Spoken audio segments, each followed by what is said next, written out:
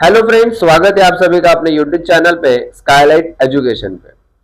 तो दोस्तों, आज के वीडियो पे हम लोग जो ओसीएम सब्जेक्ट है एसवाईजेसी कॉमर्स का 12th का, उसमें टॉपिक नंबर 1 हम लोग देख रहे थे। उसमें आज के वीडियो पे हम लोग हेनरी फयोल के जो 14 प्रिंसिपल है, principle of management Henry Fayol, उसके 14 प्रिंसिपल देखेंगे। टोटल जो टॉपिक था उसमें टोटल 4 क्वेश्चन थे, नेचर्स हम लोग ने देखे थे।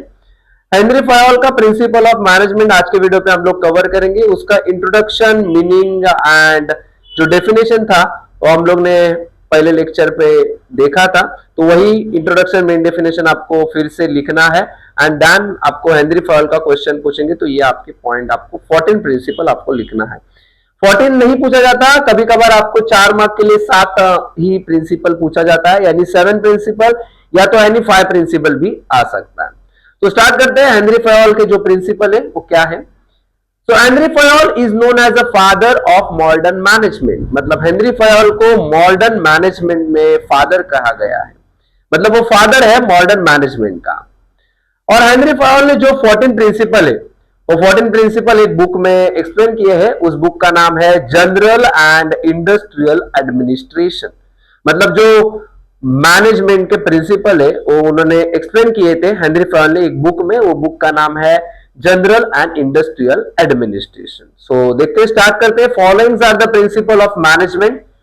फर्स्ट प्रिंसिपल है principle of division of work, मतलब मैनेजमेंट का जो प्रिंसिपल है उसको एक वर्क में डिवाइड किया गया है, डिवीजन किया गया है। जैसे कि जो भी टोटल वर्क है उसको हर एक वर्क को डिवाइड करेंगे इन स्मॉल पार्ट्स में, तो जो भी काम है वो क्या हो जाएगा, जल्दी भी हो जाएगा और आपका टाइम है वो भी क्या हो जाएगा, सेव हो जाएगा। ऐसा हेनरी फयोल ने बताया है।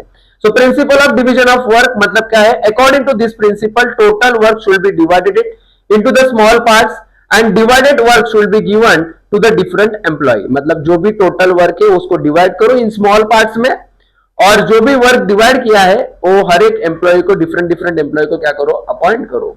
ये होगा क्या इससे कि it is helpful to save the time, उसका टाइम सेव हो जाएगा और अर्ली कंप्लीट ऑफ वर्क। तो ये था हेनरी फयोल का first principle, principle of division of work. Then है principle of authority and responsibility. So principle of authority and responsibility में क्या होता है, किसी एम्प्लॉय को एक ऑथोरिटी दिया जाता है और उसकी रिस्पॉन्सिबिलिटी भी दी जाती है। जैसे कि एक काम है, कंप्लीट करना है, वो उसकी ऑथोरिटी बन गई और वो काम जितने दिन दिए हैं उतने दिन में ही कंप्लीट करके देना है, वो उसकी क्या बन गई, रिस्पॉन्सिबिलिटी बन गई। So when a person is given to the authority to complete a work within a given time, जो टाइम दिया है उसमें आपको क्या करना है, वो काम कंप्लीट करना है, then he should be held responsible, वो रिस्पॉन्सिबल बन गया। If he does not do that in a time, authority and responsibility must go on hand to hand. उसके बाद थर्ड पॉइंट है प्रिंसिपल ऑफ डिसिप्लिन। अभी principle of discipline मतलब क्या होता है, जैसे कि कोई एम्प्लॉय है, जो एम्प्लॉय काम कर रहा है जॉब पे, सो उसको हर एक एम्प्लॉय को डिसिप्लिन होना चाहिए, रूल्स एंड रेगुलेशन कंपनी के पते होने चाहिए और हर एक जो भी सीनियर रहेगा उनका रिस्पेक्ट करना आना चाहिए।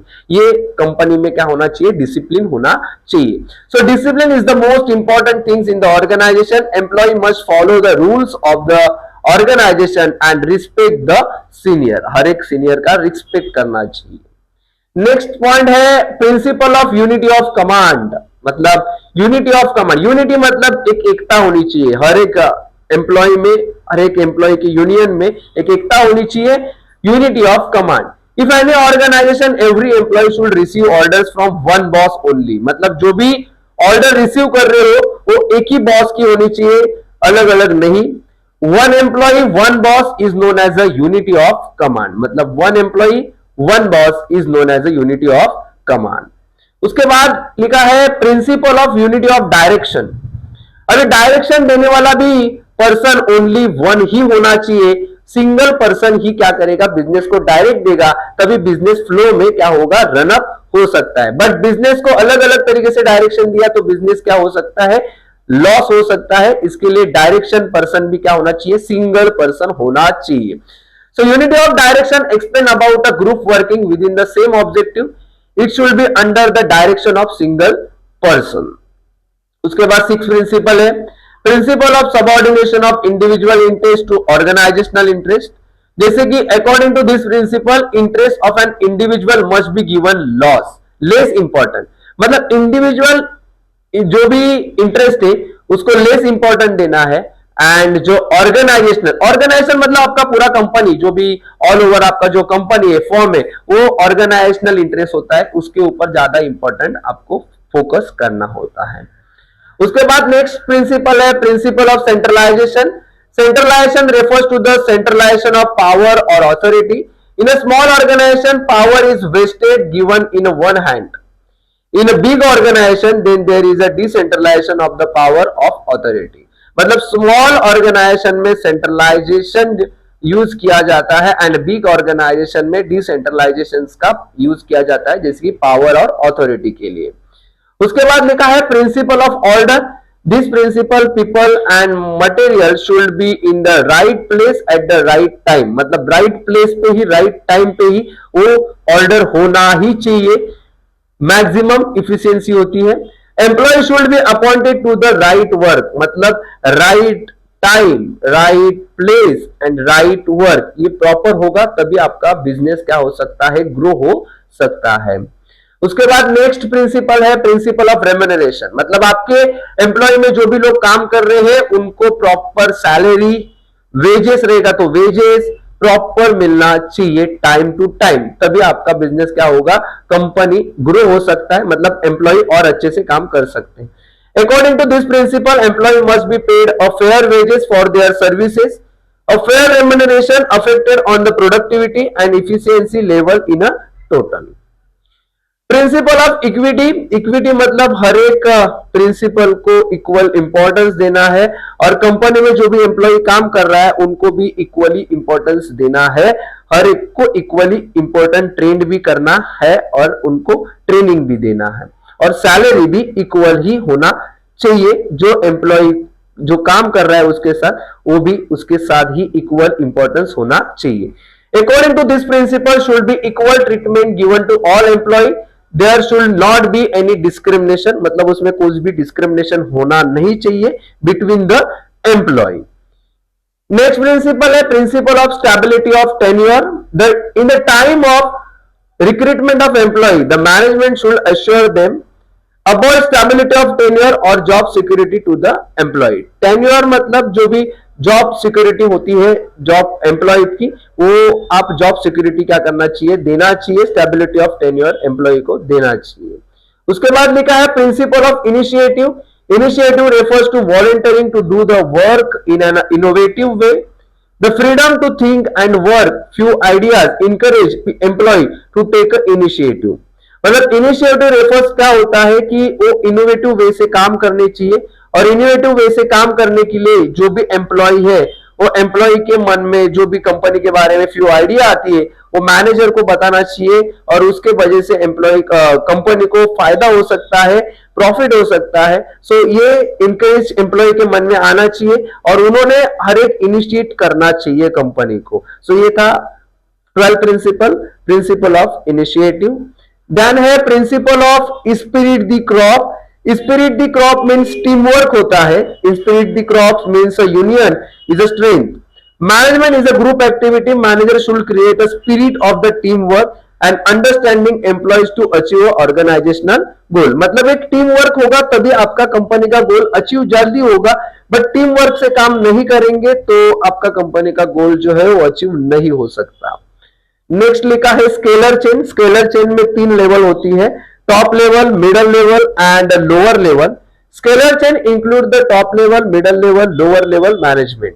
There is a flow of information communication but is avoid change due to delay in decision. मतलब होता क्या, पहले इसमें top level, middle level, lower level होता था, तो लोअर लेवल में कुछ भी इश्यू होता था तो टॉप मिडल लेवल को बताता था, मिडल लेवल टॉप लेवल को बताता था। इसके लिए क्या होता था, जो डिसीजन था वो डिले हो जाता था और इमरजेंसी सिचुएशन में उसकी प्रॉब्लम हो जाता था।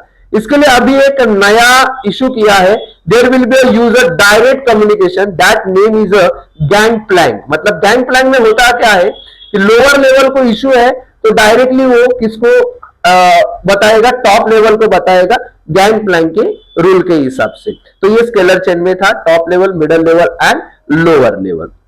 सो ये था मैनेजमेंट के टोटल 14 प्रिंसिपल। इसको आपको याद रखना है, तो मैंने आपको एक कोड बनाया हुआ है। सो कोड क्या है देखो, दादू ICU क्रॉस। अभी दादू ICU क्रॉस मतलब क्या, जैसे कि दादू, डी मतलब होता है डिवीजन ऑफ वर्क, ए मतलब होता है ऑथोरिटी एंड रिस्पॉन्सिबिलिटी, उसके बाद दूसरा डी मतलब होता है जैसे कि देखो यहाँ पे आपको एक एक पॉइंट कवर करते जाता हूं, मतलब आपको भी समझ में आएगा। देखो डिवीजन ऑफ वर्क मतलब डी दादू, ए मतलब ऑथोरिटी एंड रिस्पॉन्सिबिलिटी, उसके बाद फिर से डी मतलब डिसिप्लिन, उसके बाद यू मतलब यूनिटी ऑफ कमांड। ओके, सो दादू का वर्ड हो गया। उसके बाद है आई, आई मतलब होता है इनिशिएटिव, आई मतलब होता है इनिशिएटिव।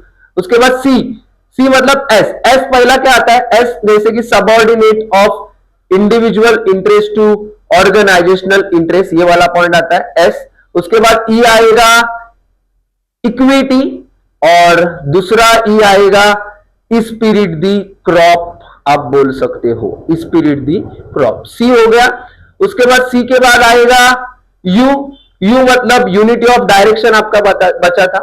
उसके बाद क्रॉस, क्रॉस मतलब सी, सी में आता है सेंट्रलाइजेशन, आर आता है रेम्यूनरेशन, ओ आता है ऑर्डर, और एस आता है स्टेबिलिटी ऑफ टेन्योर, और लास्ट एस आता है स्केलर चेन। तो ये थे पूरे टोटल मैनेजमेंट के हेनरी फयोल के 14 प्रिंसिपल, जो मॉडर्न मैनेजमेंट जिसको बोला जाता है, हेनरी फयोल को फादर है। सो ये टोटल जो प्रिंसिपल है वो 14 प्रिंसिपल हम लोग ने देखा, एक बार आप फिर से रिवाइज कर लेना। आज के लिए बस इतना ही। Thank you so much for watching this video. जय हिंद, जय महाराष्ट्र।